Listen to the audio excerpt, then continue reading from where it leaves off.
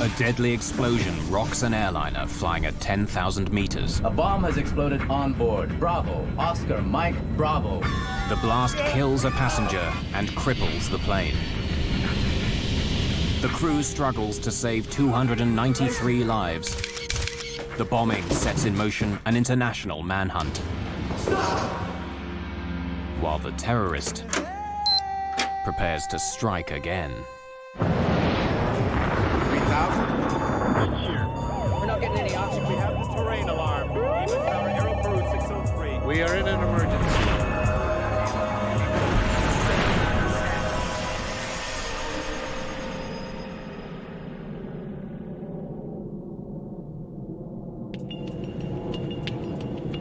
On December the 11th, 1994, Philippine Airlines Flight 434 is 2 hours into the second leg of a routine flight from Manila to Tokyo. An unsuspecting passenger is sitting on a ticking bomb. The explosion on board cripples the flight control system. Unless the pilot can regain control, the jumbo jet may crash into the Pacific Ocean.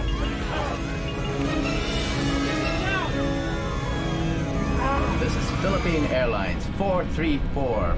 A bomb has exploded on board. Bravo, Oscar, Mike, Bravo. The bombing is a frightening new development by a terrorist on the cutting edge of science.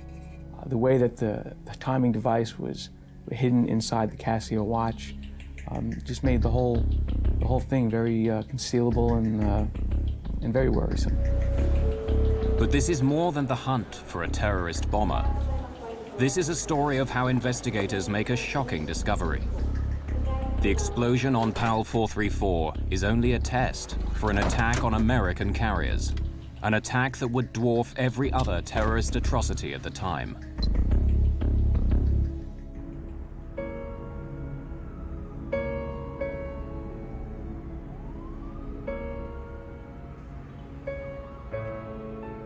It's before sunrise on December the 11th, 1994. While most inhabitants of this city of 1.5 million have a few more hours to sleep, 26-year-old Amaldo Forlani makes an early start.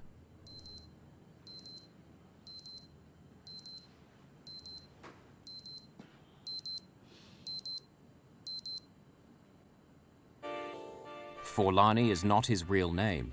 It's the alias he's chosen for today's mission. He's actually from Pakistan, not Italy. He is putting his latest invention through an important test. Everything must go like clockwork.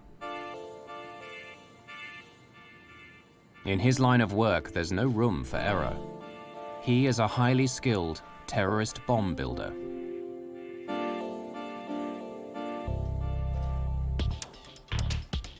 He packs the liquid explosive bomb very carefully.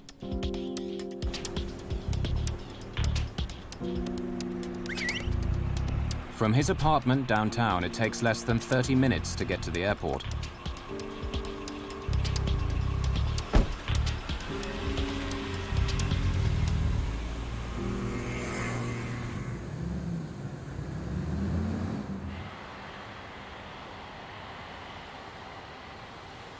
He arrives in plenty of time for his 5 a.m. flight with Philippine Airlines.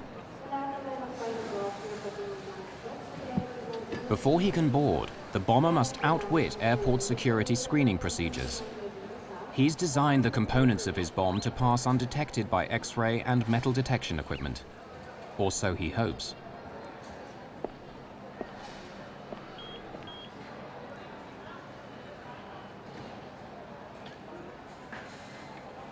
He bought the ticket as Amaldo Forlani. He's a skilled forger, and he has made himself a fake Italian passport with that identity. If his cover is blown, his career as a globe-trotting terrorist is over.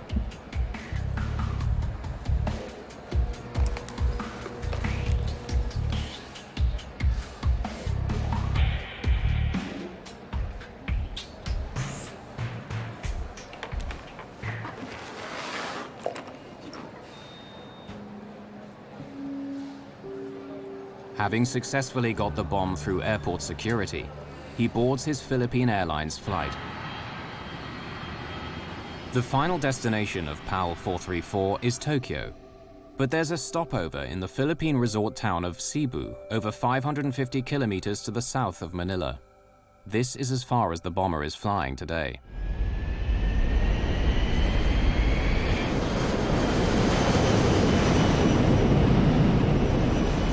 That's 10,000 feet, and weather's still looking clear. Thanks, Dex. I'm engaging autopilot.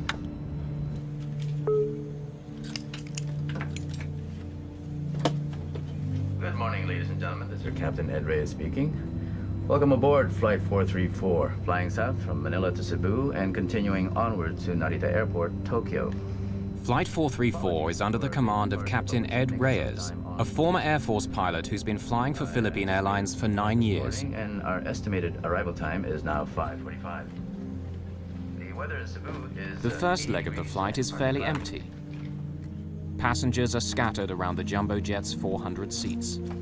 After takeoff, the bomber is able to move. He chooses seat 26K, located directly over the center fuel tank in some 747s. The cabin is tended by stewardess Maria de la Cruz.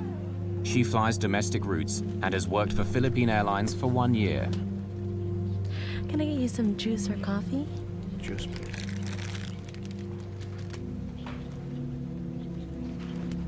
Now the bomber must find a vacant lavatory to assemble the explosive device. Arming the bomb only takes minutes, but requires total concentration.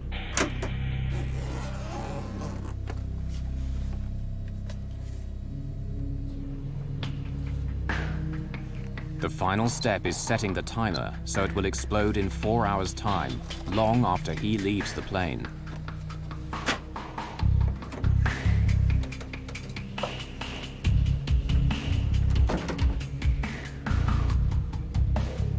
He hides the bomb in the life jacket pocket underneath his seat.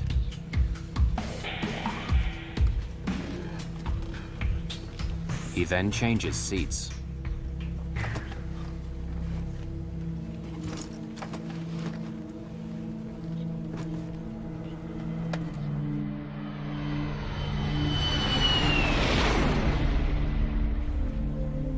When she returns, Maria de la Cruz notices that the roving passenger has moved seats again. She will remember that he left his breakfast untouched, and that the rest of the flight passed uneventfully.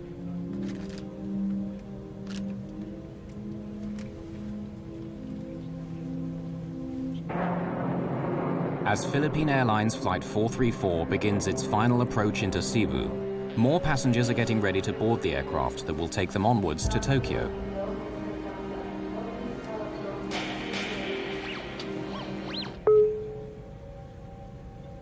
Cabin crew, prepare for landing. Cabin doors to automatic.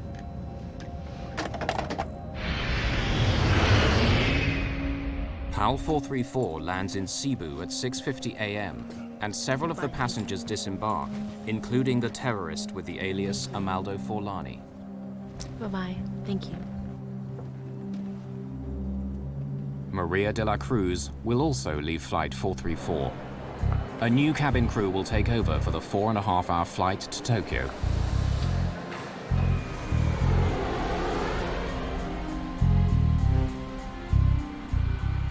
"256 new passengers board the 747 that arrived from Manila. Many of the passengers in this cabin are Japanese. Among them is 24-year-old engineer Haruki Ikegami. He's looking forward to getting home to Tokyo after his first trip overseas.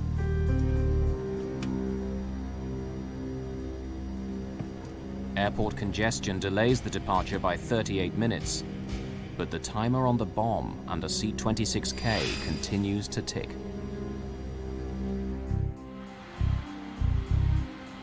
"8:30 a.m., December the 11th, 1994. All passengers for Philippine Airlines Flight 434 are now on board for the leg to Tokyo.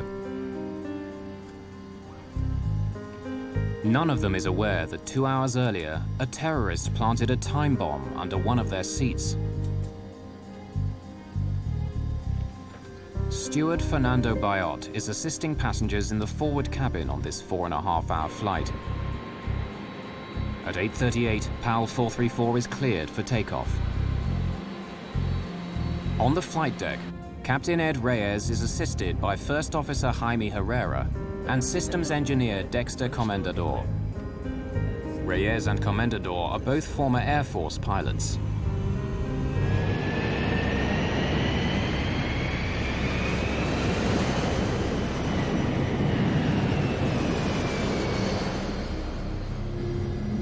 Haruki Ikegami is seated in 26K, the seat occupied by the bomber earlier on the first leg of Flight 434 from Manila to Cebu.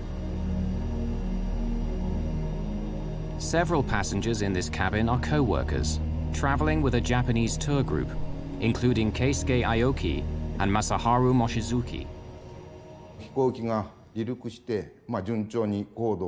After takeoff, everything seemed normal. We were flying at 10,000 meters. I was reading a magazine, then the meal was served. After eating, I went to sleep.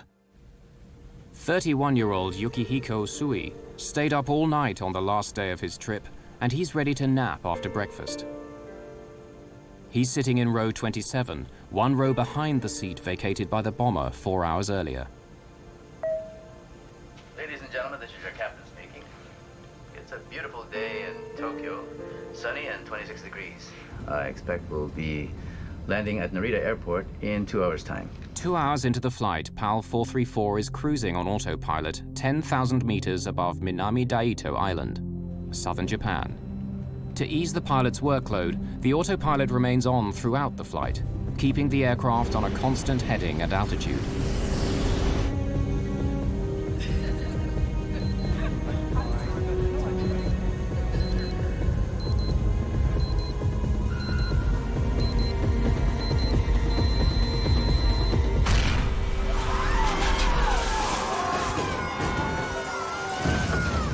God forgive me.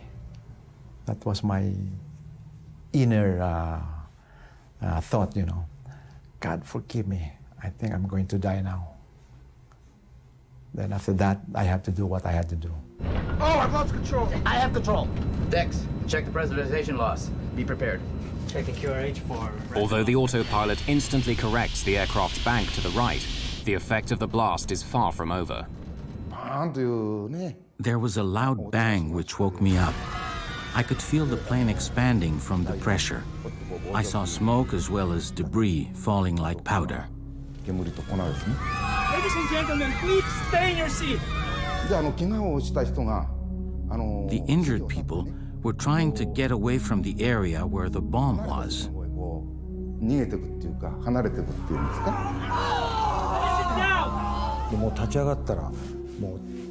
I stood up and saw that a lot of people were bleeding.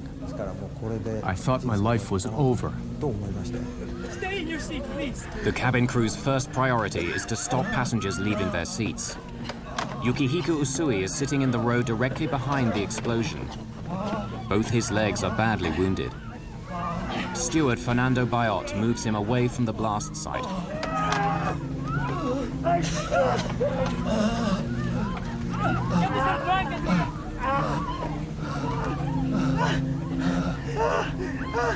Please sit down and fasten your seatbelt. Bayot now turns his attention to Haruki Ikegami. He has been swallowed by the smoking hole where seat 26K used to be.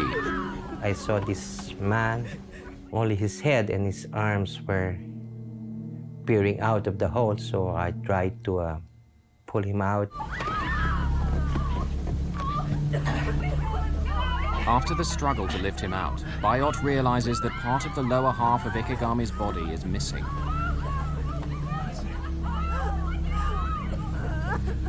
Within a couple of minutes, he dies. The cabin crew do not want Ikegami's death to panic passengers, so they pretend to minister to him. Bayot then reports to the captain. Oh, Captain. Okay? Keep the passengers calm. Make sure they stay in their seats. There's been an explosion in row 26. One dead and several injured, and the cabin's full of smoke. There's a hole in the floor. Go inspect the damage, Dex. Yes, sir. Reyes' first concern is that the blast could make a hole in the aircraft's skin. This would lead to sudden depressurization in the cabin and necessitate an emergency descent. There was a huge gaping hole beside her, and if a small tear in the skin of the aircraft was, if there were a hole there, it most probably would open up and then pull us out of the aircraft. When I saw that there was no damage to the outer skin, I went up and reported to the captain. Well, we assumed that the pressurization system would hold. Immediately after the explosion, the co-pilot's steering wheel slams to the right, and the aircraft banks in the same direction. The autopilot immediately corrects the deviation, but soon Reyes discovers that the autopilot steering system is another victim of the blast. Then I said, okay, I'm going to try to turn the airplane using the autopilot, but there was no reaction, whether I tried it to make it go down or up, or left and right turns, no reaction. I said, now we have a problem. This is not Reyes' only problem. In the cabin, one of the injured passengers needs urgent medical attention.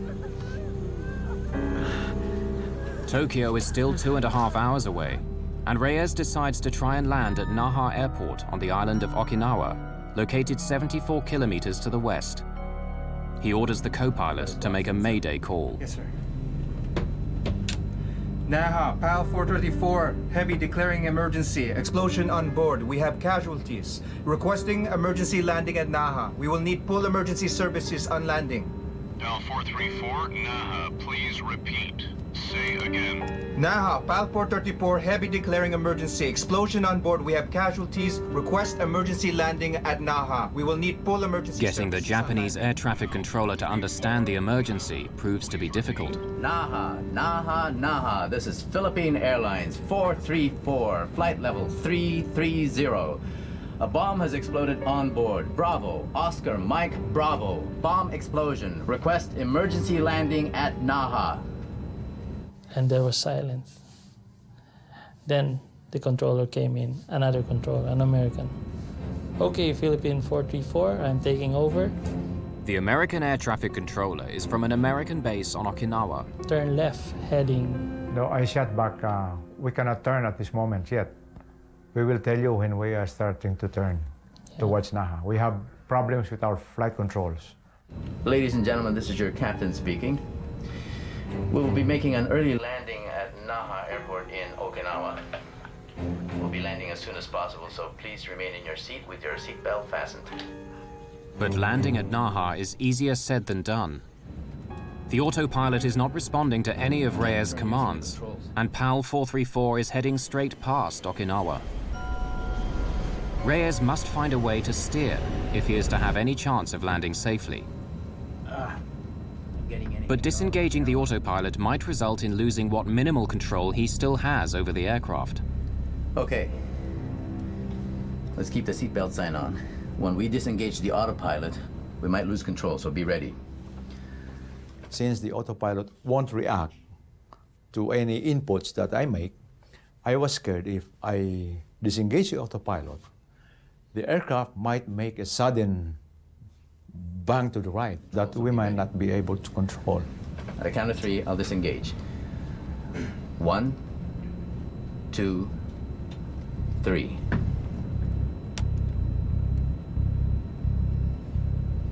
One, two, three. Nothing happened. And then there was, we were relieved. I can't turn using the controls. Looks like the explosion jammed the aileron. Dex, what's the QRH say about jammed ailerons? The QRH, or Quick Reference Handbook, is the pilot's Bible that lists procedures that must be followed in emergency situations.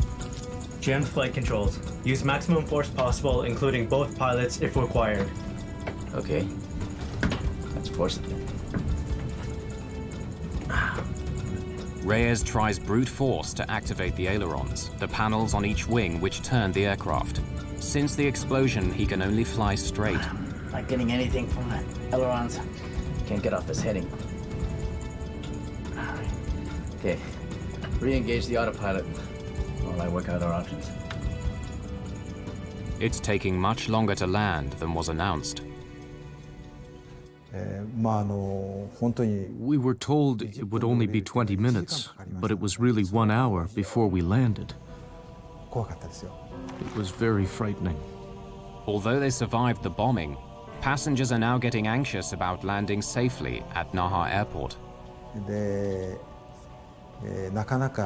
Since there was so much time before landing, I started writing a will.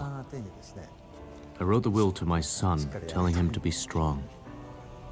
As PAL 434 looks like missing Naha Airport, Reyes comes up with another plan. We gotta turn. We'll have to use differential power. Disengage auto throttle, pull back 3 and 4. Captain Reyes increases thrust to the engines on the left-hand side of the plane and reduces power to the engines on the right. Very slowly, the aircraft starts to circle right. He then lowers his speed to make a smaller radius turn. With guidance from air traffic control, Reyes hopes that the maneuver will eventually line up with the runway at Naha. So while we were descending on low speed, I tried to test the flight controls, and there are some little reactions. The elevator is beginning to respond. Dex. The elevator is a control that makes the plane ascend and descend. 250 knots. Flaps 1, on speed. In order to land safely, Reyes will need at least minimal control over the elevator and rudder. As PAL 434 nears Naha, he continues to reduce his airspeed. Flaps 10. Flaps 10 set. Speed 225. Okay, she's turning. Sir, if we reduce our weight, we will be able to reduce our approach and landing speeds. Suggest we dump fuel. Sige, magaling. Reyes orders the systems engineer to dump 36 tons of fuel. 5 minutes, 20,000 pounds. Less fuel means less strain on landing gear and brakes at touchdown. Check.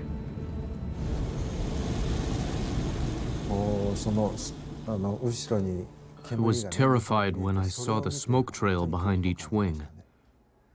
I thought something must be burning and there would be another explosion.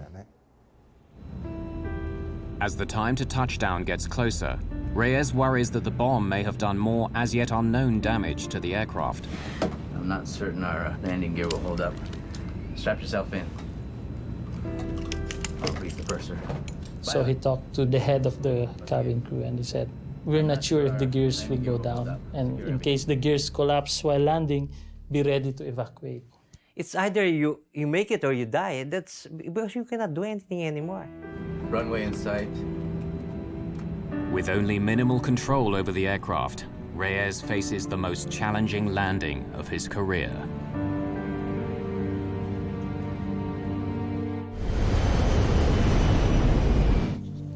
"10,000 meters above the Pacific Ocean on a flight from the Philippines to Tokyo, a terrorist bomb cripples the flight controls of a jumbo jet. As PAL 434 starts its final approach, the 292 people on board are pinning their hopes of survival on the skill of Captain Ed Reyes. I know everybody was scared. We are all scared. I know that. Gear down. The gears were supposed to come down a few seconds, but that was the longest second.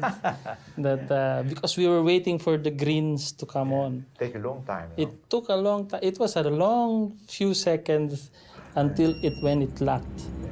3 green, sir. Okay. I'm disconnecting the autopilot and landing manually, okay? Dex, monitor my descent rate, call altitude and speed. Flaps 30. Okay, 500 feet on course. Flaps 30 set. Help me with the elevator. When I say push, I want you to push. Okay, 200 slightly left. Correcting. Push. 100. 50. 30. Power off. Pull. Your last command was pull. Yeah, my last command was pull.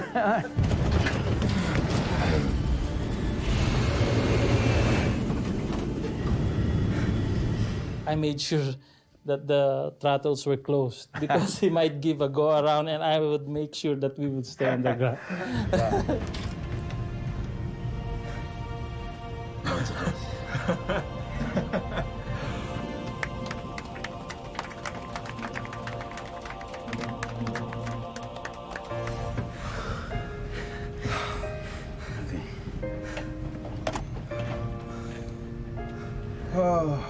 Ladies and gentlemen, this is the captain speaking. We'd like to thank you for your cooperation and your patience. Emergency crews are on their way. We'll try and get you out of here as soon as possible. Thank you.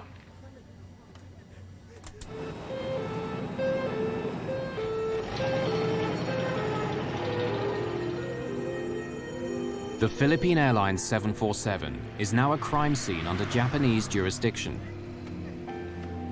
As investigators from the Okinawa Police Department set out to solve the mystery of what happened, they turn their attention first to the dead man in seat 26K. The forensic pathologist recovered 94 fragments embedded in Ikegami's buttocks by the explosion. He suffered severe internal injuries and massive loss of blood. But tragic as it was, the effects of the explosion could have been much worse.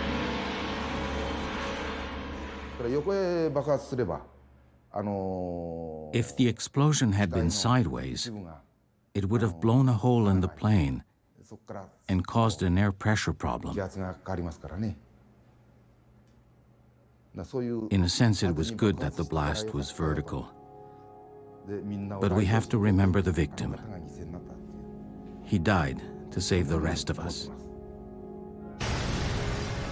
Ikegami's body bore the brunt of the upward blast, but the explosion severed the steel cables in the ceiling that control the rudder and elevator.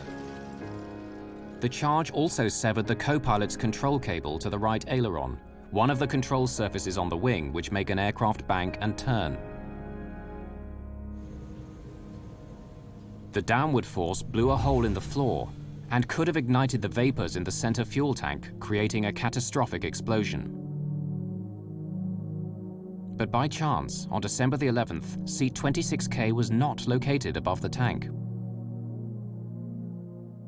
Fortunately for us, we took a different version, the SAS version of the 747 that day, and that specific seat for that version was 2 seats forward of the center tank.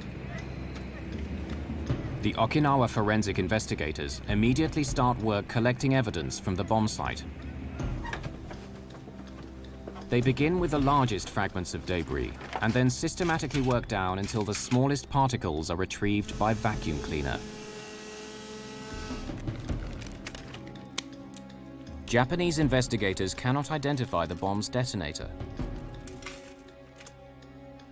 But by separating out bits of metal, plastic, and electrical wire that do not belong to the plane, components of the bomb are pieced together.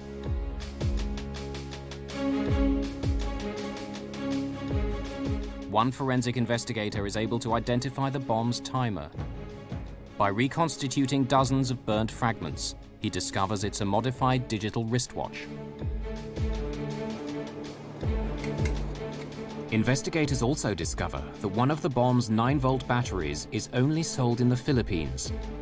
It's another clue that suggests that the bomber could be based there. Philippine National Police Deputy Chief Sonny Raisin is on the case. In the later part of 1994, we already started to receive information, intelligence reports, that there were Middle Eastern personalities that were here already in the Philippines.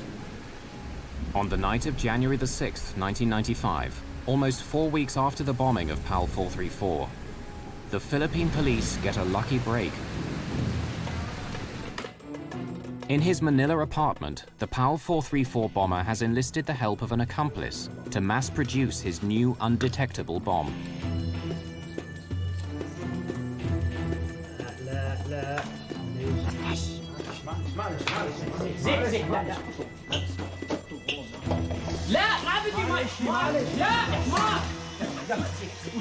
An attempt to burn off chemicals gets out of hand. Acrid-smelling smoke spills out of the apartment. It attracts the attention of the doorman, who comes to investigate. What's going on? Sorry. We're playing with some fireworks, but it's okay. We put them out, and we have all the windows open inside, and we keep the door closed. It'll be fine, okay? You all open the door. No, if we open the door, the smoke comes in the hallway. We keep it closed to go out the window, okay? It's okay. It's okay. Until the smoke dissipates, the bombers decide to wait outside the apartment. The doorman isn't convinced by their playing with fireworks story. and he calls the fire department and the police.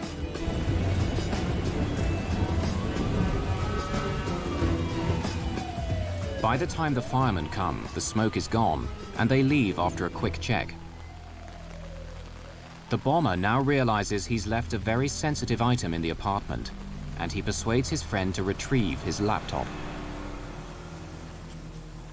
He was too clever a guy to come back and expose himself, because all along he knew that that would be too risky for him to go back and be caught. The bomber's fear of getting caught is justified. Once Police Inspector Ada Fariscal learns that they're from Pakistan, she insists on seeing their room for herself. The police in Manila are on high alert due to a planned visit by the Pope in a few days.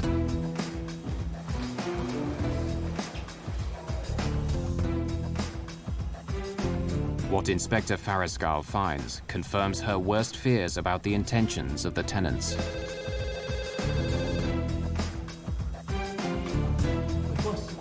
You know. You, stop!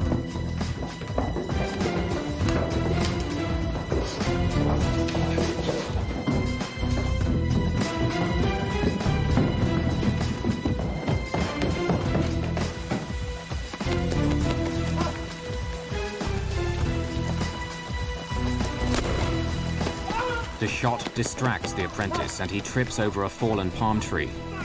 But the cop discovers he has no handcuffs. The doorman improvises with the drawstrings of his windbreaker. In the meantime, the bomber vanishes. One of the first senior officers to arrive at his apartment is Sonny Raisin. Incident at Doña Josefa apartment was the breakthrough in opening our eyes that the Al-Qaeda terrorist cell was already operating here in the Philippines. The Philippine National Police know they've stumbled onto something big, and they inform Interpol, Scotland Yard, and the FBI. When news of the raid reaches the Joint Terrorism Task Force in New York, it immediately grabs the attention of FBI Special Agent Frank Pellegrino. For 2 years, he has been hunting a terrorist called Ramzi Youssef, and it looks as if this might be his man. Well, he was always our focus since '93. I mean, at the time, that was he was the biggest fugitive around.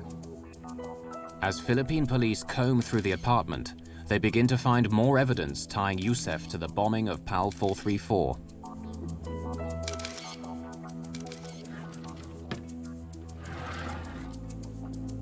There was a similarity between the watches that were found in the apartment and the type of watch that was used in Okinawa. Putting together that watch, that was the watch that was on the bomb, on that flight 434, and identifying those pieces eventually as a Casio watch, it was amazing. Youssef is a skilled forger. Investigators find several identification cards bearing various names, and photos in each of which he looks quite different. One ID card is of particular interest. So, almost as a dig to us, the ID card used the First World Trade Center bombing date as the date that the card was issued. So we knew right away it was Youssef that had been in the apartment. They knew chemicals. The chemical dictionary was a very well-used item, underlined, highlighted, well-read, notations throughout the book, something that he used quite often. And I don't remember the exact number. I think there might have been 100 latent prints found on that belonged to him. They knew electronics. The way that the timing device was hidden inside the Casio watch just made the whole thing very concealable and very worrisome. The identification of the bomber of PAL 434 and the discovery of his bomb factory is very disturbing news for those responsible for airline passenger safety. Ramzi Youssef is an international terrorist who knows how to get his bombs past airport security. bombs that are small, but if strategically located, can blow up a jumbo jet and kill not just one, but hundreds of people. And the bomber of PAL 434 is still on the loose.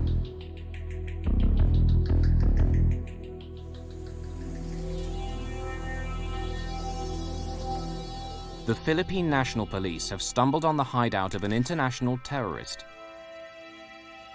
The FBI identify him as Ramzi Youssef.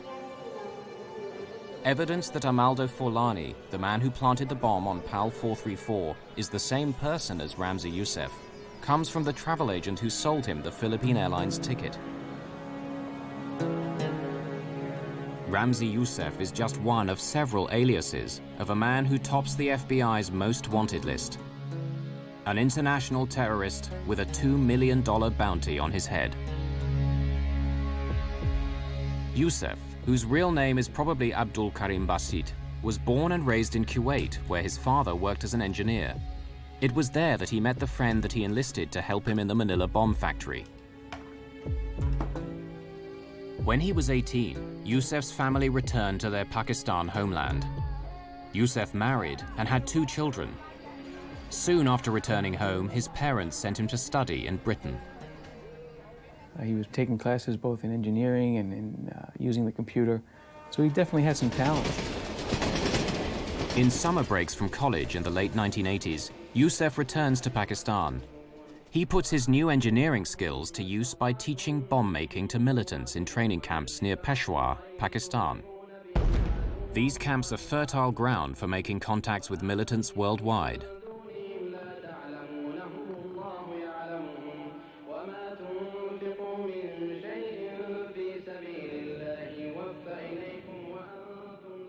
In September 1992, Youssef flies from Pakistan to New York to prepare for a major terrorist attack.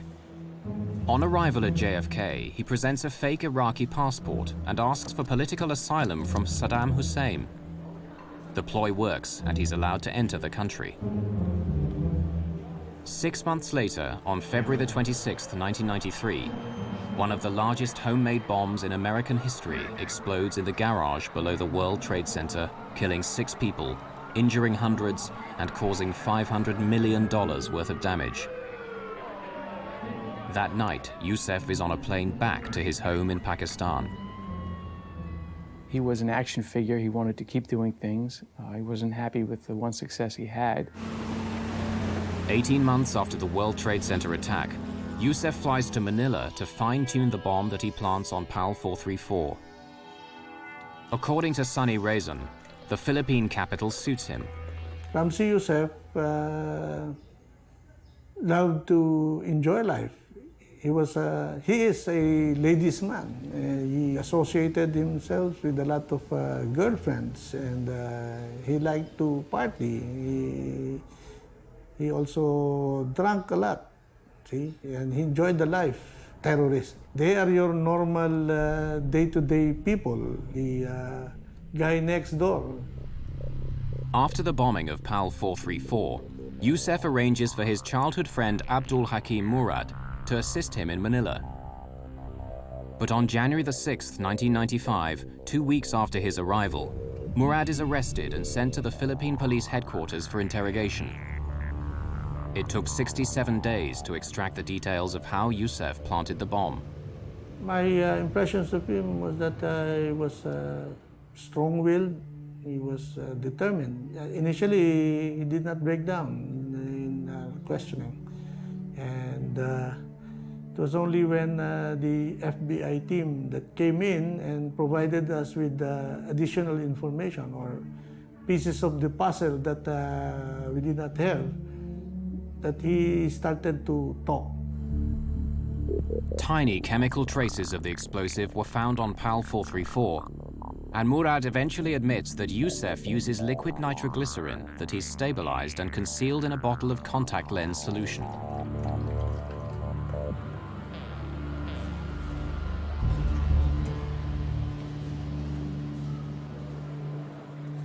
Murad also reveals that Youssef hid the bomb's potentially suspicious components in the heel of his shoes. Most airport security systems only detect metal above the ankles. I bet you he was cool as could be. He was somewhat cavalier in his attitude toward these explosives and chemicals. To carry a container of nitroglycerin on an airplane, you know, gotta be a little nuts. Murad's confession provides details of Yusef's actions after he successfully got the bomb components past airport security. Can I get you some juice or coffee? Juice, please.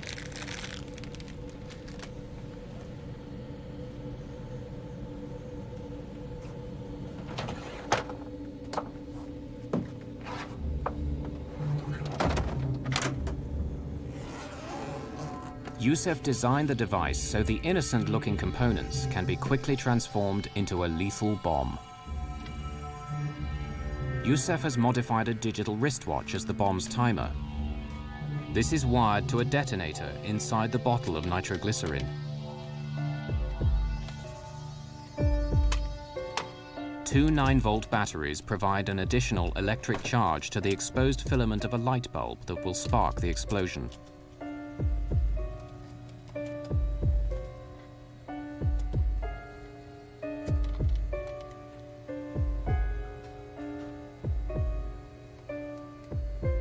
Yusef sets the alarm for 4 hours later, when he anticipates the plane will be flying high over the Pacific Ocean.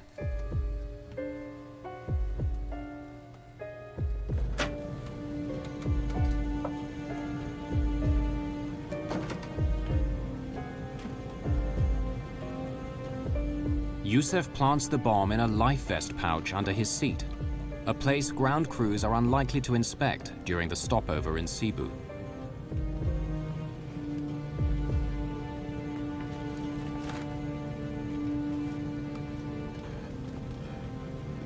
Soon after, he gets off the plane and disappears.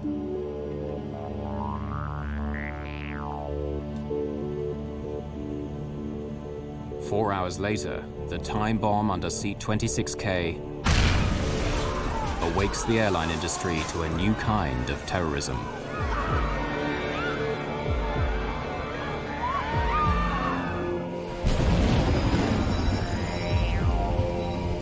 Murad's confession confirms Pellegrino's suspicions. This is just the kind of sophisticated plot he has come to expect from Ramzi Yusef. But Pellegrino is still shocked by what Murad says next. PAL 434 was only a test, a dry run for a much larger terrorist plot that will kill thousands of airline passengers.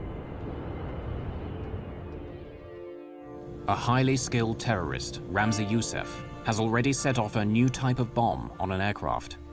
Now the FBI discovers Yusef wants to blow up more planes. And he continues to evade capture. FBI investigators find evidence of Yusef's meticulous planning on secret files on the laptop that he so desperately wanted his accomplice to retrieve. On the laptop computer found in the Josefa apartment building was a file which laid out a plan for 5 individuals using code names. Individuals were not mentioned on the plan, to board about 3 planes each, 2 planes, a couple of people had 3 planes, planting bombs on the planes, and then returning back to their home.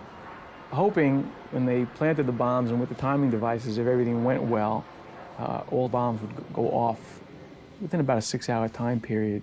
Any more than one would have been an airline disaster. So, you know, if they were 50% successful in their plan, I think it would have scared a lot of people for a long time.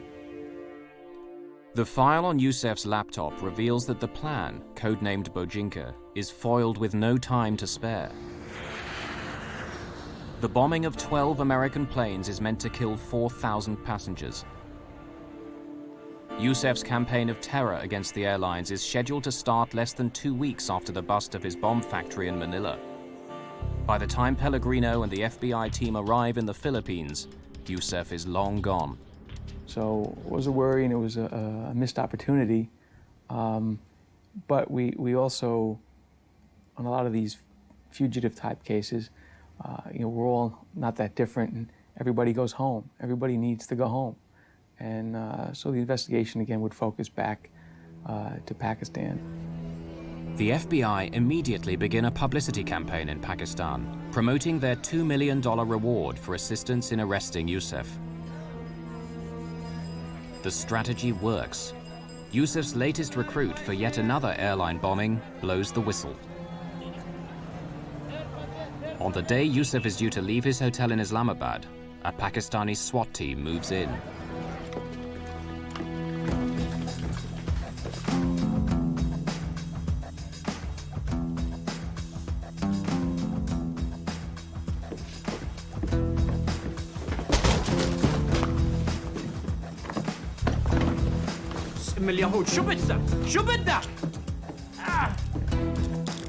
In Yusuf's room are Delta and United Airlines flight schedules, as well as bomb components hidden in children's toys. Who are you? Do you have a warrant? The informer receives the $2 million bounty for the tip-off which prevents yet another airline attack. He was shocked. Did not think he would be caught. He had a certain confidence about him, and I didn't think he thought we'd ever catch up to him. Within hours of his capture, Yusuf is extradited from Pakistan and put on a waiting US government plane. With the cooperation of the Japanese and Philippine governments, the FBI arranged for Yusuf to stand trial in New York City for the PAL 434 bombing, as well as the earlier 1993 attack on the World Trade Center. In a convoy of federal and local patrol cars, Ramzi Ahmed Yusuf was brought into New York City late Wednesday night, ending a worldwide manhunt. He was arrested Tuesday in Pakistan by Pakistani authorities and brought back by the FBI on a U.S. plane, then into custody with heavy security on the street in case of any terrorist attacks prompted by his arrest.